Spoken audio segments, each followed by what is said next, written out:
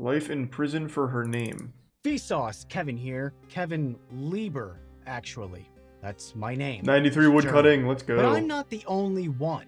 There are 10 other Kevin Liebers in the United States. So, what if one of the other Kevin Liebers is connected to a murder of another YouTuber 3 miles from right here?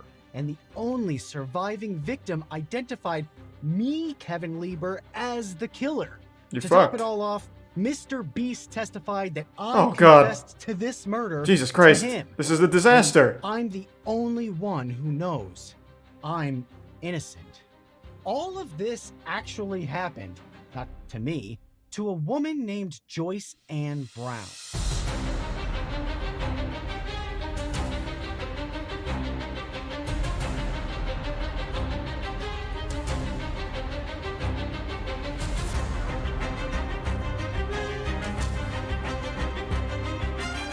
I've never heard of this story before. Is this a pretty interesting one?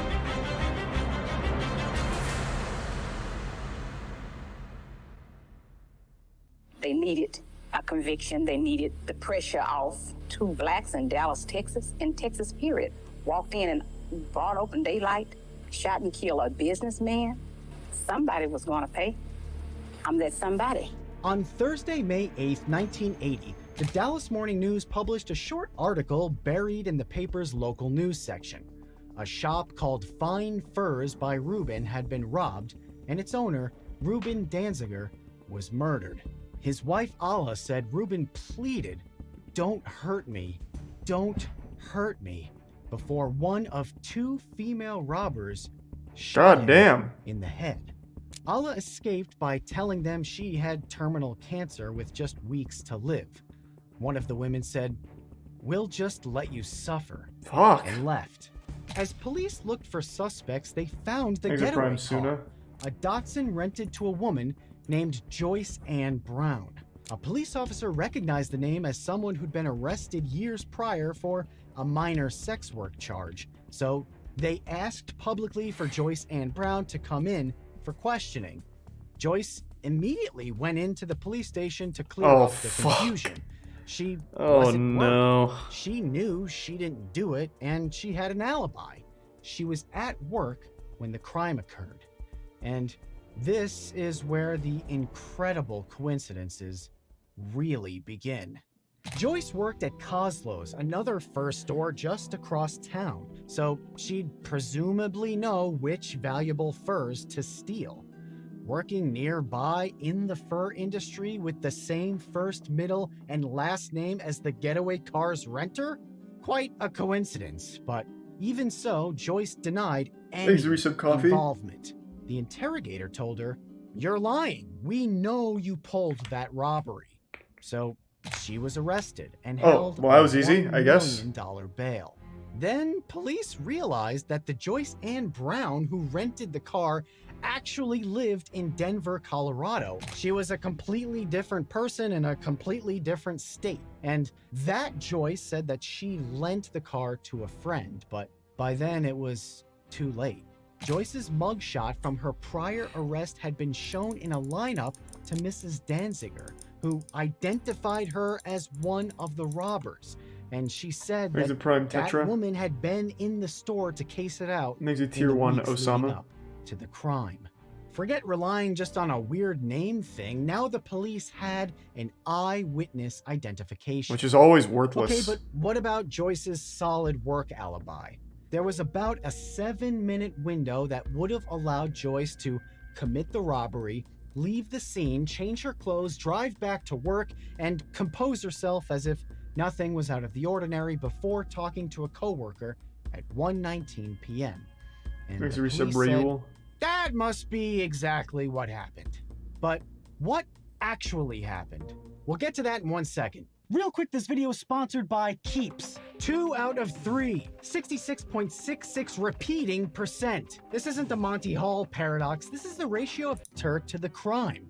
But when evidence starts to suggest that things are coincidences, it's tempting to just come up with new evidence. Suddenly, a woman named Martha Jean Bruce claimed that Joyce had confessed to her while they shared a jail cell after Joyce's arrest. Why is this Bruce happening? said there was no incentive for her to testify to that, but remarkably, a few months later, the DA recommended that Bruce be released over 3 years early on a 5-year attempted murder sentence.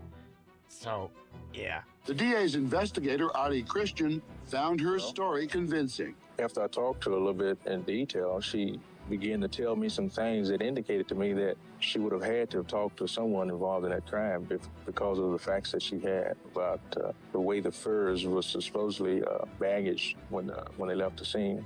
And Martha Jean Bruce had that information. She knew that they were in plastic bags. But she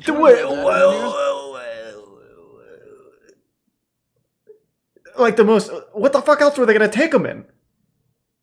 Like, there's nothing else. If they're just stealing a bunch of like fur coats, what the fuck are they gonna do? They bring like a giant safe with them to stuff it in? Like, obviously it was gonna be plastic bags from the store. I mean, yeah, I guess it could have been paper bags too, which, I mean, you had a 50-50 chance.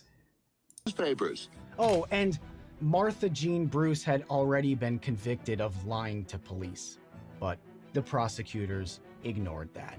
The odds of it all being the universe's cruel joke against Joyce Ann Brown were just too much for the jury.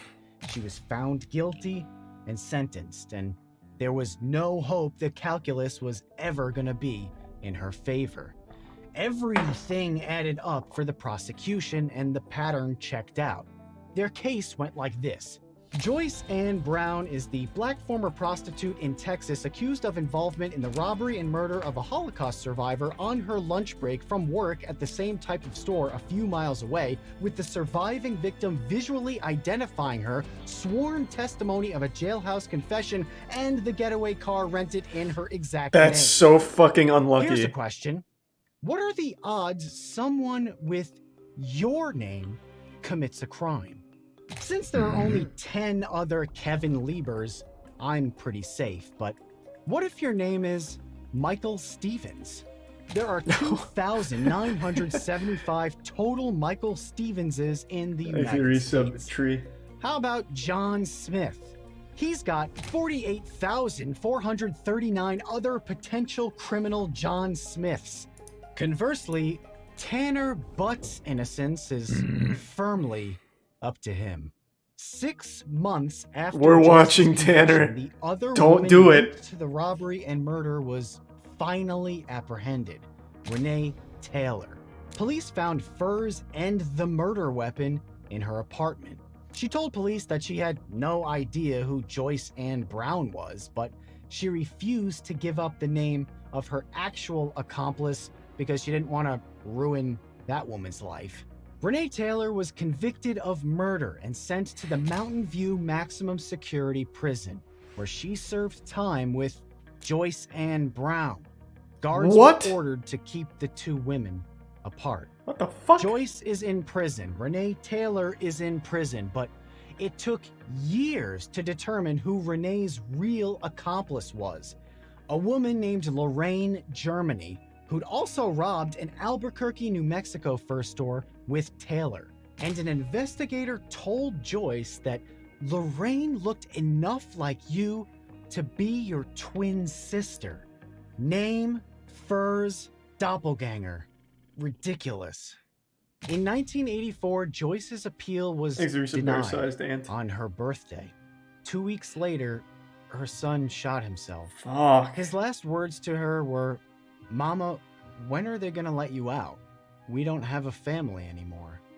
Most crimes aren't all that different from each other, and the details usually add up. There are often familiar patterns. The Dallas police fell victim to the Einstellung effect, a cognitive phenomenon detailed in my video, Can Learning Make You Dumb? What a title. They had tunnel vision based on their experience. They also had a lot of possible evidence to choose from, so they only saw what they wanted to see, and they wanted to see it in a certain way. It's the same mistake we saw with Brandon Mayfield's fingerprint case, and just like Sally Clark's trial, the prosecution and jury refused to admit that long odds and crazy coincidences really do happen. They just do. Or maybe they just didn't understand that they do. One way to We should get rid of combat the coincidences. Einstein effect is to bring in people to look at the problem who aren't used to operating in familiar patterns. Dallas Morning News journalists Steve McGonigal and Steve Blow started questioning the district attorney's narrative. Jim McCloskey of Centurion Ministries in Princeton, New Jersey, and his own investigator started putting the evidence together to get Joyce exonerated. And in 1989, just weeks after Morley Safer of 60 Minutes aired a 14-minute piece detailing the doubt surrounding Joyce's conviction, she was finally granted a Make sure you sub retrial. Zwinky. For the first time in 9 years, 5 months, and 24 days, Joyce was free. And months later, the DA dropped the case against her. Hey. Joyce Ann Brown spent the years following her release working as an assistant to a county official before founding an organization to assist the incarcerated and their families. She died of a heart attack in 2015. Joyce's strength and character allowed her to turn her injustice into a springboard to help other people. But she never should have had to do that in the first place. Joyce wrote in her book, When did they- Justice Denied, that So when did they catch she the had other girl? faith in the system. If you did a crime, you did the time. If you were innocent, you went free. The thing is, lives like Joyce Please and resub Brown's November. have been and will continue to be destroyed because we keep getting the same things wrong. We fall prey to the same cognitive biases, analytical fallacies, and just plain thinking errors that I've been exploring on this channel for years. One day it's the Einstein effect, the next day it's confirmation bias, or any of dozens of misinterpretations What a crazy story. in math. Jesus I Christ. know all of these things. You know all of these things. Well, let's not get but carried away. not everyone else does, and their compounding errors can determine the freedom of people named, well, whatever your first, middle, and last name is. And as always, thanks for watching. Well, the first thing I'm going to I wonder do if is spend Tanner some time Butts with is my ever actually daughter. going to commit a crime. And that very night, I'm going to sleep in the bed with my mom. I've been waiting on that day a long time.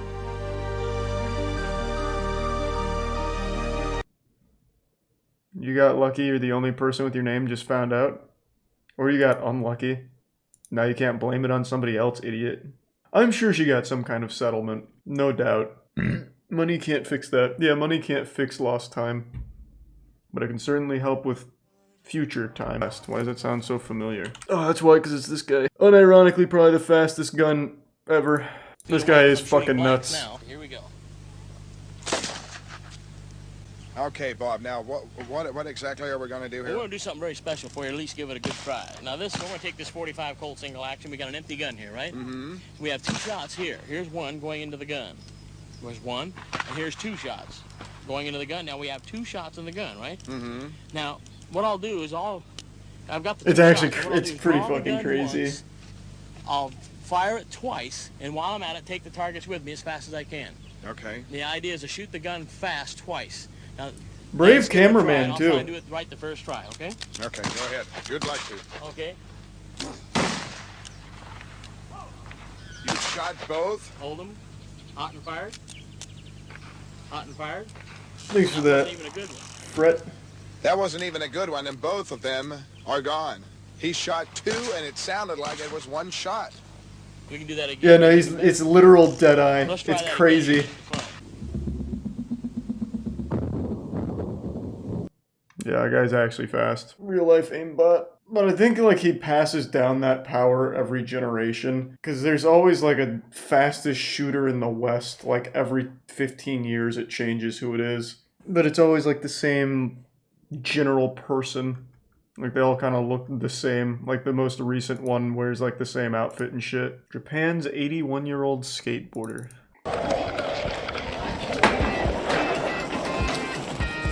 God damn! Wait, he started skating 2 years 最初は ago? ね、足の置き方がわからんかったんですよ。Which is cute. I thought he was like a lifelong skater. Oh my god, what the fuck is going on with the music? Jesus Christ.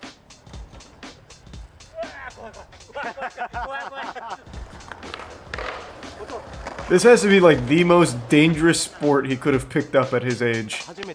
I couldn't imagine something worse for an 81-year-old. Besides getting into like dodging bullets. Oh,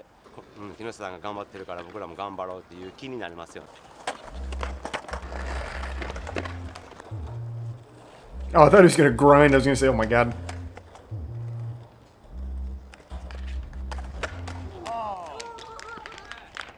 This is so sweet.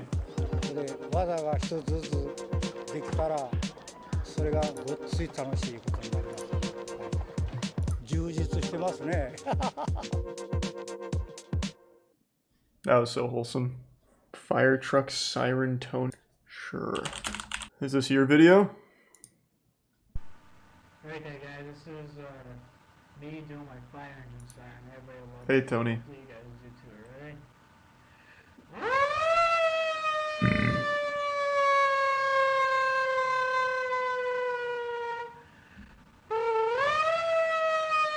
It's pretty good. I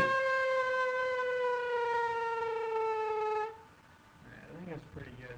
So what do you guys think about it? I said that exact same thing, actually. It's pretty good. Ideal height for men. What up, y'all? How you doing? Hey. I received this comment on my previous video, and I figured that I should address Thanks it for here some and talk scoop. about it and expand upon it a little bit further. I want to try to post on this channel every single day, so the more ammunition you guys give me, the more I can freaking shoot some topics down. You feel me? Yeah, Alright, so, let's shoot So him. today we're talking about height. I'm 6'2". Now, 6'2", I think I'm probably taller than like 99% of the population. I actually got rejected once because of my height. And it's not because the girl was super short. It was actually the opposite. The girl was exactly my height. Okay. This was back Damn. when I was living in Philadelphia. You got Philly, alpha'd. where I'm from. I went on this date with a girl on Tinder, and she ended up being the star volleyball player of Temple University. She Thanks for actually some ended up foxtrot. And a bit becoming a pro volleyball player in Poland. Yeah, that's right, in Poland. You made but it's that up. interesting because I met her. She, the pictures. She lived up to the pictures. She was drop dead gorgeous, blonde, totally my type.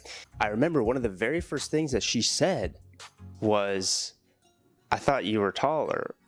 And at that point, with me, I was so Oh, that's I always get fucked up. paranoid with online dating about getting catfish. So I was just ecstatic that she was a real person, right? Did you And spit? She looked exactly the way that she presented herself in her photos, even better actually. Well, I feel like I learned a lot about that.